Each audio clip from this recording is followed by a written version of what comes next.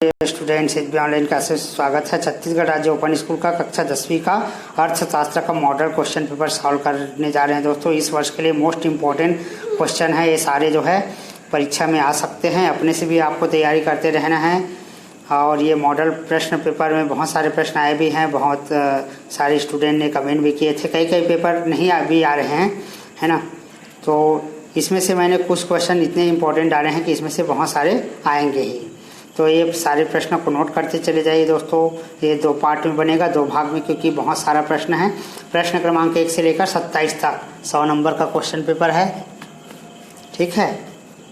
पहला प्रश्न, सही विकल्प का चुनाव कीजिए। अर्थशास्त्र की महत्वपूर्ण शाखाएं कौन सी है? तो अर्थशास्त्र की महत्वपूर्ण शाखाएं, पहला है व्यष्टि और समष्टि अर्थशास्त्र। दोस्तों यहाँ पर थोड़ा सा कट हो गया, मिस्टेक हो गया, इसको आप लोग थोड़ा सा सुधार लेंगे। ये वाला आंसर है व्यष्टि और समष्टि, यहाँ पर और करके लिख दिया है ये, है ना, ठीक। विकास के स्तर के आधार पर अर्थव्यवस्था का प्रकार कितने होते हैं? 3। भारतीय रेलवे क्या है? क्या निजी इकाई है, सार्वजनिक है, क्या है? तो आंसर है सार्वजनिक इकाई। हमारे देश का केंद्रीय बैंक कौन सा है? हमारे देश का केंद्रीय बैंक भारतीय रिजर्व बैंक है।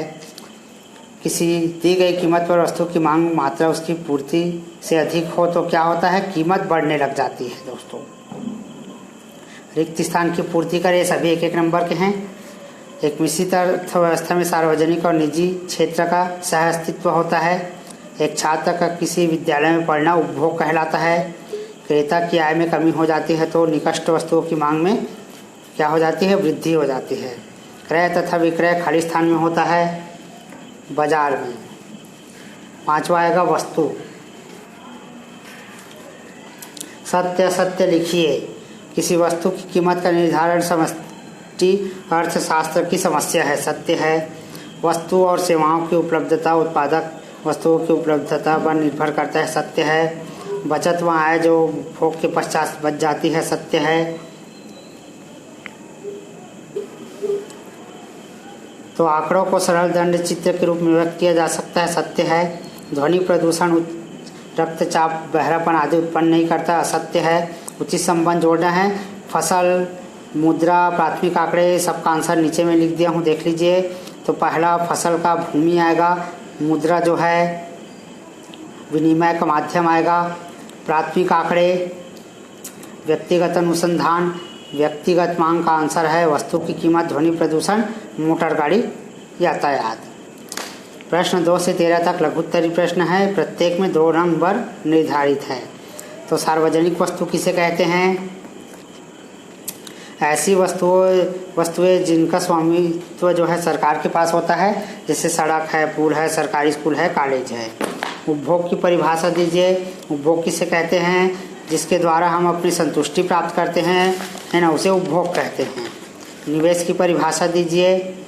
एक वस्तु, संपत्ति, उत्पाद या कोई अन्य संपत्ति जिसे भविष्य में आय उत्पन्न करने के लिए खरीदा जाता है, उसे अपन निवेश कहते हैं। आपूर्ति की परिभाषा दीजिए।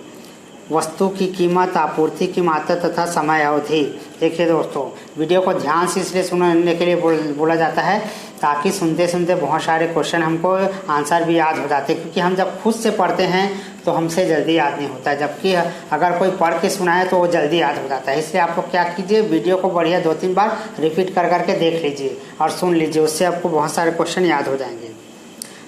अनिश्चितता के 2 उदाहरण लिखिए। वर्षा का होना, भूकंप आना, क्योंकि ये दोनों अनिश्चित होता है। कभी भी बारिश हो जाता है, जैसे आज ही आप जो है छत्तीसगढ़ में बारिश हो गया। भूकंप आना, भूकंप बताकर नहीं आता है, भूकंप कभी भी आ सकता है, कहीं पर भी आ सकता है। आंकड़ा की परिभाषा दीजिए। तो संख्याओं का ऐसा समूह होता है जो यथार्थ विश्व के मापन को प्रदर्शित करता है, ठीक है, इसे आंकड़े कहते हैं। द्वितीयक आंकड़ों के 2 स्रोत लिखिए।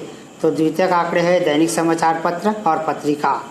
नकदी फसल के नाम लिखिए। तो बहुत सारा होता है दोस्तों, जूट, कॉफ़ी, कोको, गन्ना, केला, संतरा, कपास आदि नकदी फसल है।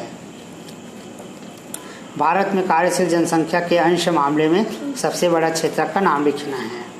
तो सबसे बड़ा क्षेत्र क्या है अपने देश में? कृषि है दोस्तों। पर्यावरण के 2 तत्व लिखिए। पर्यावरण के 2 तत्व मृदा, जल, प्रकाश, वायु। वायु प्रदूषण के 2 स्रोत लिखिए। कारखाने से निकलने वाले धुएं और मोटर वाहन से निकलने वाले धुएं, ऐसा लिख देना है आपको। भारत में उपभोक्ता आंदोलन के सम्मुख 2 मुख्य चुनौतियों को लिखिए। भारत के ग्रामीण क्षेत्रों में उपभोक्ता जागरूकता फैलाना, समय से न्याय दिलाना। प्रश्न क्रमांक 14 से 19 तक लघु उत्तरीय प्रश्न है, प्रत्येक में 3 अंक निर्धारित। तो ये अपन 3 नंबर वाले क्वेश्चन में आ गए हैं। समष्टि अर्थशास्त्र को संक्षिप्त में समझाइए। तो ये अर्थशास्त्र की ऐसी शाखा है जिसके अंतर्गत संपूर्ण अर्थव्यवस्था, आर्थिक इकाई के समुच्चय का अध्ययन किया जाता है। सभी समष्टि अर्थशास्त्रीय अध्ययन व्यष्टि अर्थशास्त्रीय चरों को समझने में सहायक हो सकते हैं। विकास को प्रभावित करने वाले गैर आर्थिक कारकों को लिखिए। तो ये पहला है सामाजिक कारक, दूसरा है धार्मिक तत्व, तीसरा है राजनीतिक तत्व। तो सामाजिक कारण क्या होते हैं? समाज की अपनी कुछ परंपराएं, प्रथा, मनोवृत्ति, रीति रिवाज होते हैं जिसका पालन करना पड़ता है। धार्मिक तत्व रूढ़िवादिता है, अंधविश्वास को जो है जन्म देती है, जिसके परिणाम स्वरूप नवीनता का विरोध होता है। राजनीतिक तत्व उत्पादन के 3 प्रकार की संक्षिप्त में व्याख्या कीजिए। तो उत्पादन के 3 प्रकार निम्नलिखित है, भूमि, श्रम और पूंजी। तो ये है पृथ्वी के संपूर्ण आंतरिक एवं बाहरी भूभाग में उपस्थित सभी वस्तुएं उत्पादन योग्य होती है। श्रम मनुष्य द्वारा धनोत्पादन की दृष्टि से किए गए सभी मानसिक तथा शारीरिक प्रयत्न श्रम की श्रेणी में आते हैं। इसके बाद आते हैं प्रश्न 17वां। यदि किसी वस्तु की 48 इकाइयाँ उत्पादन किया जाता है तथा कुल स्थिर लागत 180 रुपये और कुल परिवर्ती लागत 300 रुपये है, तो उत्पादन की औसत लागत कितनी होगी? ये गणित का सवाल है दोस्तों, इसको भी सॉल्व कर लेना है। तो इसका फार्मूला को आपको थोड़ा रखना पड़ेगा। TC = TFC + TVC = ये दोनों को जोड़ देंगे 180 + 300, तो टोटल हो जाएगा 480 रुपये। 480 को 48 से भाग करना है, भाग करने पर 10 रुपये प्रति इकाई आएगा। ठीक है। धातु मुद्रा एवं पत्र मुद्रा में 3 अंतर लिखिए। तो धातु मुद्रा और पत्र मुद्रा में निम्नलिखित अंतर है। धातु मुद्राएं प्रायः सरकार द्वारा जारी किया जाता है, जबकि पत्र मुद्रा केंद्रीय बैंक के द्वारा। धातु मुद्रा प्रणाली में बेलोस्ता होती है, जबकि पत्र मुद्रा प्रणाली में लोस्ता होती है। धातु मुद्रा अत्यंत महंगी प्रणाली है, जबकि पत्र मुद्रा सस्ती प्रणाली है।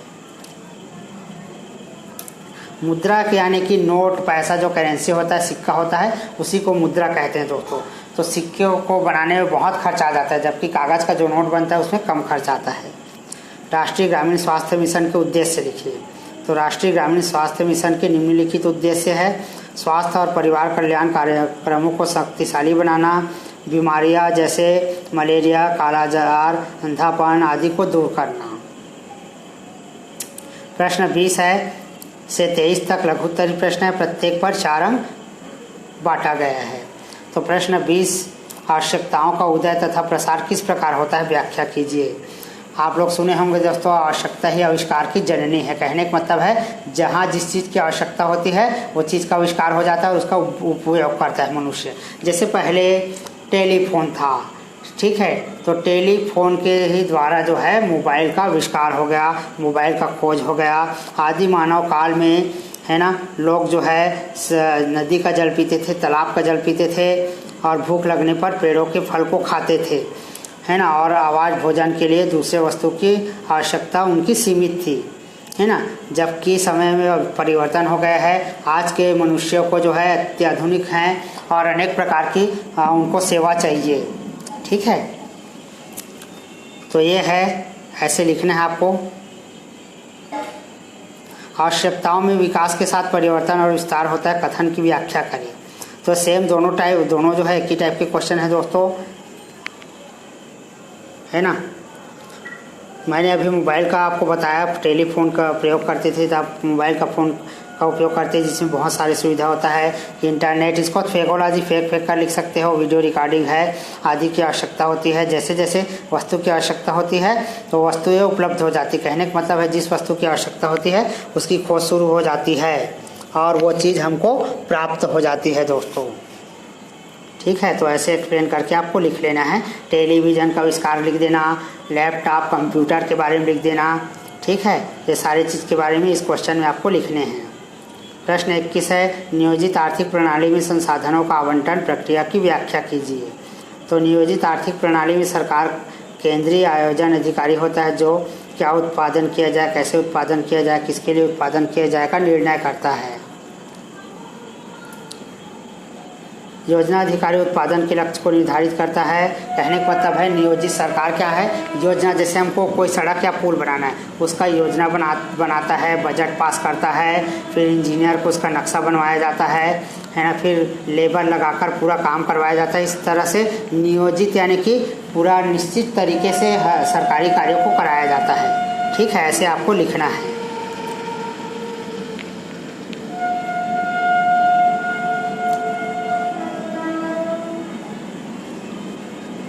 इसको नोट कर लीजिए दोस्तों, एक्सप्लेन करने की आवश्यकता नहीं है, मैंने एक्सप्लेन पहले ही कर दिया है। इसके बाद अथवा मिश्रित अर्थव्यवस्था में संसाधनों का आवंटन की प्रक्रिया की व्याख्या कीजिए। तो इसको नोट कर लीजिए क्योंकि उसमें मैंने समझा दिया एक ठो।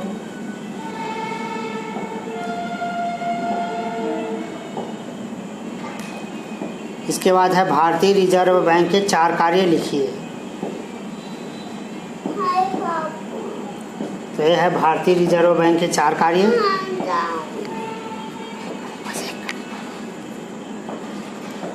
भारतीय रिजर्व बैंक केंद्रीय बैंक को कहते हैं, बैंकों का बैंक है ये, सरकार का यहाँ पर बैंकर बेटा बैंकर हो गया है दोस्तों, इसको थोड़ा सा आप लोग सुधार लेना, थोड़ा प्रिंटिंग मिस्टेक हो गया है, ये बेटा नहीं है, सरकार का बैंकर है। ठीक है, सरकार का बैंकर हेडिंग देना है।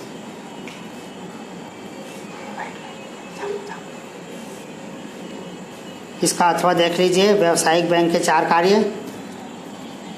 व्यावसायिक बैंक के 4 कार्य निम्नलिखित है: जमा स्वीकार करना, ऋण देना, एजेंसी का कार्य। इसमें एक्सप्लेन कर दिया हूँ, आप लोग पढ़ लीजिएगा दोस्तों और अच्छे से याद कर लीजिएगा।